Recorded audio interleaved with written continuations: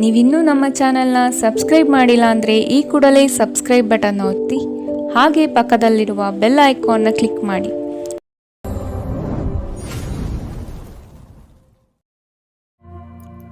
ಈ ಹೊಸ ವರ್ಷದಲ್ಲಿ ನಿಮ್ಮ ರಾಶಿಯ ಭವಿಷ್ಯ ಹೇಗಿದೆ ಎಂದು ಒಂದೇ ಮಾತಿನಲ್ಲಿ ಹೇಳುವುದಾದರೆ, ಈ ಹೊಸ ವರ್ಷದಲ್ಲಿ ನಿಮ್ಮ ಪಾಲಿನ ಭಾಗ್ಯೋದಯವಾಗುತ್ತದೆ. ಹೌದು ಸ್ನೇಹಿತರೆ, ಮತ್ತೆ ಗತ ವೈಭವಕ್ಕೆ ಮರಳುವ ವರ್ಷ. ಹೇಳಬೇಕು ಅಂದರೆ ಕಳೆದ 7.5 ವರ್ಷಗಳಲ್ಲಿ ಅನುಭವಿಸಿದ ಸೋಲು, ಅವಮಾನ, ಆರ್ಥಿಕ ಸಂಕಷ್ಟ, ಅಲೆದಾಟ, ವನವಾಸ, ಅಜ್ಞಾತವಾಸಗಳಿಂದ ಹೊರಗೆ ಬಂದು ಪಟ್ಟಾಭಿಷೇಕಕ್ಕೆ ಸಿದ್ಧವಾಗುವ ವರ್ಷ. ಕಳೆದ 7.5 ವರ್ಷಗಳಲ್ಲಿ ಏನೆಲ್ಲಾ ಆಸ್ತಿ, ಐಶ್ವರ್ಯ, ನೆಮ್ಮದಿ, ಸುಖ, ಸಂತೋಷಗಳನ್ನು ಕಳೆದುಕೊಂಡಿದ್ದೀರೋ ಅವೆಲ್ಲವೂ ಈ ವರ್ಷದಲ್ಲಿ, ಇನ್ನು ಮುಂದಿನ ದಿನಗಳಲ್ಲಿ ನಿಮ್ಮ ಜೀವನಕ್ಕೆ ಹಿಂದಿರುಗಿ ಬರುತ್ತದೆ. ಕೈಬಿಟ್ಟು ಹೋಗಿದ್ದ ಹಣವೆಲ್ಲ ಹಿಂದಿರುಗಿ ಬರುತ್ತದೆ. ಕುಟುಂಬದಲ್ಲಿ ಸಂತೋಷದ ವಾತಾವರಣ ಸೃಷ್ಟಿಯಾಗುತ್ತದೆ. ನಾನಾ ಕಾರಣಗಳಿಂದ ಬೇರಾಗಿದ್ದ ಗಂಡ ಹೆಂಡತಿಯರು ಒಂದಾಗುತ್ತಾರೆ. ಇಷ್ಟು ದಿನಗಳ ಕಾಲ ನೀವೆಂದರೆ ಮುಖ ತಿರುಗಿಸಿಕೊಂಡು ಹೋಗುತ್ತಿದ್ದ ಸಂಬಂಧಿಕರು ತಾವಾಗಿಯೇ ಹುಡುಕಿಕೊಂಡು ಬಂದು ಮಾತನಾಡಿಸುತ್ತಾರೆ, ಸಹಾಯ ಹಸ್ತ ಚಾಚುತ್ತಾರೆ. ಹಿಂದೆ ತಿರಸ್ಕರಿಸಿ ಹೋದವರೆಲ್ಲರೂ ಹಿಂದಿರುಗಿ ಬಂದು ಸ್ನೇಹ ಹಸ್ತ ಚಾಚುತ್ತಾರೆ. ಆರೋಗ್ಯದಲ್ಲಿ ಆಮೂಲಾಗ್ರ ಸುಧಾರಣೆಯಾಗುತ್ತದೆ. ಸಾಡೆ ಸಾತಿಯ ಕಾರಣಕ್ಕೆ ವಿಪರೀತ ದಣಿದಿದ್ದ ನೀವು ಮುಂದಿನ ದಿನಗಳಲ್ಲಿ ಉತ್ಸುಕರಾಗಿ ಲವಲವಿಕೆಯಿಂದ ಕಾರ್ಯಪ್ರವೃತ್ತರಾಗುತ್ತೀರಿ. ಖ್ಯಾತ ವ್ಯಕ್ತಿಗಳ ಸ್ನೇಹ ಲಭ್ಯವಾಗುತ್ತದೆ. ನಿರುದ್ಯೋಗಿಗಳಿಗೆ ಒಳ್ಳೆಯ ಕೆಲಸ ಸಿಗುತ್ತದೆ. ವಿವಾಹಾಸಕ್ತರಿಗೆ ಕಂಕಣ ಭಾಗ್ಯ ಕೂಡಿ ಬರುತ್ತದೆ. ಕೆಲಸದಲ್ಲಿ ಪ್ರಮೋಷನ್ ಸಿಗುತ್ತದೆ. ವಿದೇಶ ಪ್ರಯಾಣ ಯೋಗವಿದೆ. ಆ ವಿದೇಶ ಪ್ರಯಾಣ ಲಾಭದಾಯಕವಾಗಿರುತ್ತದೆ. ಮಕ್ಕಳ ಮದುವೆಯನ್ನು ಸೂಕ್ತ ಸಂಬಂಧದಲ್ಲಿ ಅದ್ಧೂರಿಯಾಗಿ ಮಾಡುತ್ತೀರಿ. ಸರ್ಕಾರಿ ಕೆಲಸಗಳು ಸುಲಭವಾಗಿ ಸಾಧ್ಯವಾಗುತ್ತದೆ. ಪ್ರಶಸ್ತಿ, ಸನ್ಮಾನಗಳು ಹುಡುಕಿಕೊಂಡು ಬರುತ್ತದೆ.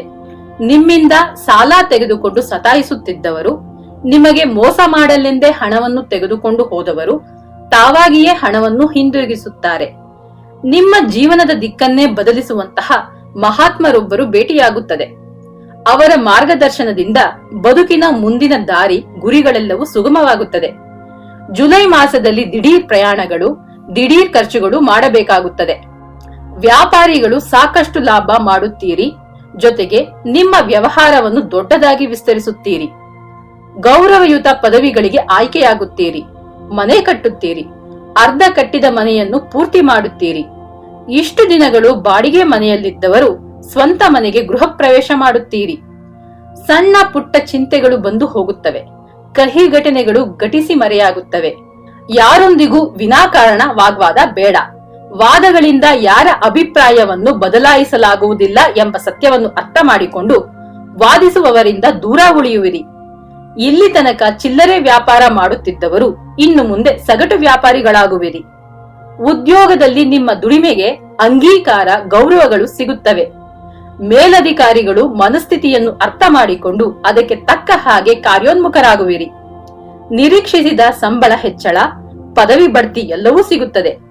ಮದುವೆಯಾಗದ ಹೆಣ್ಣು ಮಕ್ಕಳಿಗೆ ಮದುವೆಯ ಮಾತುಕತೆ ಸಫಲವಾಗುತ್ತದೆ. ನೇರ ಸಂದರ್ಶನಗಳಲ್ಲಿ ಜಯಗಳಿಸಿ ಹೊಸ ಕೆಲಸಗಳನ್ನು ಗಳಿಸುವಿರಿ. ವಿದ್ಯಾರ್ಥಿನಿಯರಿಗೆ ನೆನಪಿನ ಶಕ್ತಿ ಹೆಚ್ಚಾಗುತ್ತದೆ. ಓದಿನಲ್ಲಿನ ಅಲಕ್ಷ್ಯ ಹೋಗಿ ಲಕ್ಷ್ಯ ಹೆಚ್ಚಾಗಿ ಹೆಚ್ಚುವರಿ ಅಂಕಗಳನ್ನು ಗಳಿಸುತ್ತಾರೆ. ಕಲಾವಿದರಿಗೆ ವೃತ್ತಿಯಲ್ಲಿದ್ದ ಪೈಪೋಟಿ ಕಡಿಮೆಯಾಗುತ್ತದೆ. ನಿಂತ ಸಿನಿಮಾಗಳು ಬಿಡುಗಡೆಯಾಗಿ ಅವು ಒಳ್ಳೆಯ ಹೆಸರನ್ನು ತಂದುಕೊಡುತ್ತವೆ. ಅವಕಾಶಗಳು, ನಿಮ್ಮ ಸಂಭಾವನೆ, ವರಮಾನ ಎಲ್ಲವೂ ಹೆಚ್ಚಾಗುತ್ತದೆ. ಪರಿಹಾರ: ಕೃತಿಕೆಯ ದಿನ ಸುಬ್ರಹ್ಮಣ್ಯ ದೇವರ ದರ್ಶನ ಮಾಡಿ ಪ್ರಾರ್ಥಿಸುತ್ತಾ ಬನ್ನಿ. ಸಕಲ ಸೌಭಾಗ್ಯಗಳು ಲಭಿಸುತ್ತದೆ. ಶುಭವಾಗಲಿ.